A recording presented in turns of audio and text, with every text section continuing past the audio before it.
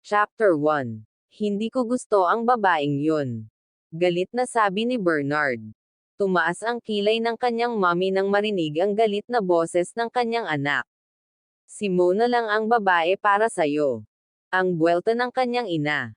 Ayoko sa kanya at lalong ayokong maging asawa ang babaeng yun. Sinuntok ni Bernard ang pader dahil sa labis na galit. Hindi pwede dahil napagkasundoan na namin ng mga magulang ni Mona na ipakasal kayong dalawa. Giit ng kanyang mommy Sandra. Sana naman maintindihan mo ang nararamdaman ko. Ayaw kong pakasalan ang babaeng hindi ko pa nakita ang mukha kahit sa larawan man lang. Namula ang mukha ni Bernard at halatang parang sisabog na siya sa sobrang galit. Anak, magtiwala ka sa akin. Alam kong magugustuhan mo siya dahil napakaganda niya at mayaman ang kanilang pamilya tulad natin, kaya natitiyak kong nababagay kayo sa isa't isa at siya lang ang babae para sayo, ang babaeng nararapat sa pamilya natin, wika ng kanyang ina. Please hayaan nyo naman akong makapagdesisyon para sa sarili ko, malaki na ako at sana man lang kahit sa pagpili ng aasawahin ko ay huwag nyo na lang pakialaman, sabi ni Bernard sa kanyang dismayadong tono. Nakasalalay dito ang kapakanan ng ating kumpanya. Kaya sa ayaw at sa gusto mo kailangang pakasalan mo si Mona. Galit na tugon ng kanyang mommy Sandra. Napailing si Bernard, naninikip ang kanyang dibdib dahil tutol siya sa desisyon ng kanyang ina. Huwag mo akong ipahiya sa pamilya ni Mona lalong-lalo na sa kanyang mga magulang. Babala ng kanyang mommy Sandra. Walang kwentang buhay ta. Bulyo ni Bernard habang tinadyakan ang gilid ng kanilang pintuan. Ayusin mo ang ugali mo. Tandaan mo patay na ang iyong ama at kapag nagpapasaway ka sa akin wala kang mapapala kahit piso sa kumpanya. Sigaw ng kanyang ina. Diyan naman kayo magaling. Gusto ninyo lahat ng utos nyo ay susundin ko. Paano naman ang para sa sarili ko? Mommy, gusto ko rin lumigaya. Please, gusto ko ako ang pumili ng babaeng pakakasalan ko. Babaeng minahal ko at mahal ako. Gusto kong bumuo ng pamilya na ako ang nagdedesisyon. Hiyaw ni Bernard. Huwag na huwag mong tututulan ang mga plano ko, ang lahat ng ito ay para sa kumpanya at sayo. Wika ng kanyang mommy sa naiinis na boses. Buti pa ay mawala na lang ako sa mundong ito. Galit na tugon ni Bernard. Yan ay huwag mong gagawin, nais mo bang mapupunta ang lahat ng mana kay Lucille? Tanong ng kanyang mommy habang uminom ng malamig na tubig. Bakit naman napasali si Lucille dito? Naiinis niyang tanong. Si Lucille ay anak ng stepfather mo at kapag nagpapasaway ka sa akin ay ipamamana namin sa kanya ang lahat ng ari-arian natin. Banta ng kanyang mommy. Yan ay huwag niyong gagawin, pinaghirapan ni Daddy ang lahat ng mayroon tayo, itinaguyod niya ang kumpanya hanggang sa mamatay siya tapos ipapamana mo lang sa anak ng boyfriend mo. Tugon ni Bernard sa galit na boses. Kasal na kami ng Tito Fernando mo. Kaya may karapatan sila sa lahat ng mayroon tayo. Giit ng kanyang mommy. Napaka-unfair mo mommy, nagpapakasal ka ng hindi ko alam, nagdesisyon ka na hindi man lang ako kinonkonsulto kung papayag ako, napabuntong hininga si Bernard. Huwag mo na akong tanungin sa mga ganyan, mommy mo ako ang mas higit na nakakaalam sa lahat at alam ko ang mga ginagawa ko, galit na tugon ng kanyang mommy habang nilalaro ang baso sa kanyang daliri. Diyan naman kayo magaling, ang diktahan ako. Nasasakal na ako mommy, ayaw ko sa ganitong buhay. Napailing si Bernard. Umayos ka. Alam mo na ang mangyayari kapag aayawan mo ang lahat ng plano ko sayo. Sa susunod na buwan ay ipapakasel ko na kayo ni Mona. Umismid ang kanyang mommy. Tumunog ang cellphone ng kanyang mommy at mabilis itong lumabas upang sagutin ang tawag. Naiwan si Bernard na nakasimangot. Gusto sanang pumasok ni Bernard sa kanyang kwarto ngunit nakita niyang pabalik na ang kanyang mommy. Tumawag ang mommy ni Mona. Nagpunta raw si Mona sa Amerika dahil may inasikaso raw sa business nila at baka ay matatagalan daw doon, sabi ng kanyang mommy Sandra. Nakahinga ng malalim si Bernard. Huwag kang makampante dahil natitiyak kung babalik si Mona dito sa lalong madaling panahon, inirapan siya ng kanyang ina. Umalis ang kanyang mommy Sandra at naiwan si Bernard na natulala. Ayaw kong pakasalan ang babaeng yun ngunit ayaw ko rin na mapunta ang ari-arian ng aking ama kay Tito Fernando at sa kanyang anak. Sabi ni Bernard sa dismayadong boses. Saglit na nag-isip si Bernard. Pumasok siya sa kanyang kwarto at kinuha ang susi ng kanyang sasakyan. Masama ang kanyang loob dahil sa pinilit siyang pakasalan ang babaeng hindi naman niya gusto. Naglakad siya patungo sa kanyang sasakyan at nagmaneho siya ng walang direksyon hanggang sa inihinto niya ang kanyang sasakyan sa tapat ng resto bar. Nilapitan siya ng isang waiter at inabutan ng menu.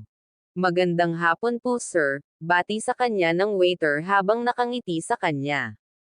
Isang bote ng red wine at isang order ng beefsteak, diretsahang utos niya sa waiter. Inabutan siya ng 1 oras sa resto bar hanggang nakapagdesisyon siyang tawagan ang caretaker ng kanilang rest house sa probinsya. Ikuha mo ako ng katulong dahil dyan muna ako mamalagi. Gusto kong magbakasyon kaya nais kong may mag-aasikaso sa akin sa pagkain at sa paglilinis na rin, pagpapalam niya sa caretaker. Masusunod po sir, huwag kag mag-alala maghahanap ako ng katulong sa mabilis na paraan, wika ng caretaker. Binayaran ni Bernard ang kanyang bill at nagmamadaling lumabas ng resto bar. 3:00 na ng hapon kaya nagmamadali siyang sumakay sa kanyang puting van dahil aabot pa ng 2 oras ang kanyang pagmamaneho bago makarating sa kanilang rest house. Makulimlim na ang paligid nang marating ni Bernard ang kanilang rest house sa probinsya. Mayroon din silang beach resort na malapit sa kanilang rest house. Ilang minuto na lang ay makararating na siya sa kanilang rest house. Lumiko siya pakanan at nakita na niya kaagad ang pamilyar na mukha ng kanilang caretaker. Bata pa lamang siya ay si Mang Kanor na ang nangangalaga at nag-aasikaso ng kanilang rest house at beach resort. May kasama si Mang Kanor na 2 babae, matangkad ang isang babae na parang pang beauty queen ang dating at katamtaman lang ang tangkad ng isa.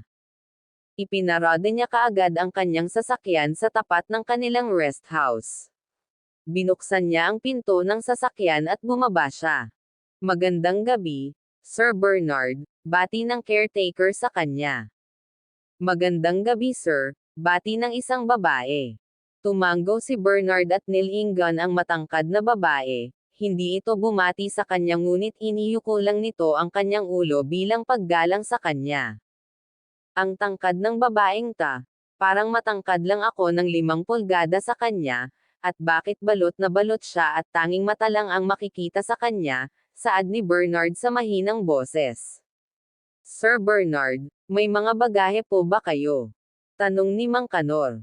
Wala akong dalang damit ngunit may mga naiwan naman ako dito kaya iyon na lang ang aking gagamitin, wika ni Bernard sa kalmadong boses. Hindi maiwasan ni Bernard na mapaisip kung ano ba talaga ang mukha ng matangkad na babae. Sinulyapan niya ito at nakita niyang maganda ang hugis ng kanyang mga mata. Sir, halika pumasok na tayo, mungkahi ni Mang Kanor. Naguguluhan si Bernard at hindi niya alam kung bakit tila nagkaroon siya ng interest na makita ang mukha ng matangkad na babae. Umupo siya sa sofa dahil nanamli ang kanyang katawan sa mahabang biyahe. Sir, siya pala si Rina, ang tagalinis at tagalaba ng mga damit mo, pagpapakilala ni Mang Kanor habang itinuro ang katabi ng matangkad na babae. Tumango si Bernard ngunit hindi niya maitago ang excitement sa kanyang puso dahil gusto niyang makilala ang pangalan ng matangkad na babae. Sir, siya pala si Liza. Siya ang iyong tagaluto at pwede mo rin siyang gawing personal assistant kapag mayroon kang importanteng mga lakad, inform ni Mang Kanor. Parang nakaramdam ng kilati si Bernard nang marinig niya ang pangalan na Liza. Hindi niya maitago na parang nagkaroon siya ng interest na mas makilala pa ang katulong. Sir, ako ay aalis na at sina Rina na at Liza ang mag-aasikaso sa iyo dito. Tawagan mo na lang ako kapag mayroon ka pang ibang kakailanganin, pagpapalam ni Mang Kanor. Okay sige, walang problema. Tugon ni Bernard sa masayahing boses. Parang lumuwag ang pakiramdam ni Bernard lalo pa at may balak siyang kilalanin si Liza at higit sa lahat ay excited siyang masilayan ang mukha nito. Rina, disinfect mo ang lahat ng mga gamit ko sa room dahil magpapahinga ako mamaya, utos ni Bernard sa katulong. Okay po sir, masusunod, sambit ni Rina sa respetadong boses. Mabilis na pumunta si Rina sa room ni Bernard upang sundin ang utos ng kanyang boss. Naiwan si Bernard at Liza. Ikaw miss, please ipagluto mo ako ng sinigang na hipon, pakiusap ni Bernard kay Liza. Yumoko lang si Liza at nagmamadaling pumunta ng kusina. Nagtataka si Bernard kung bakit ayaw man lang kumibo ng kusinira. Pati boses ni Liza ay nasa sabik si Bernard na marinig ito.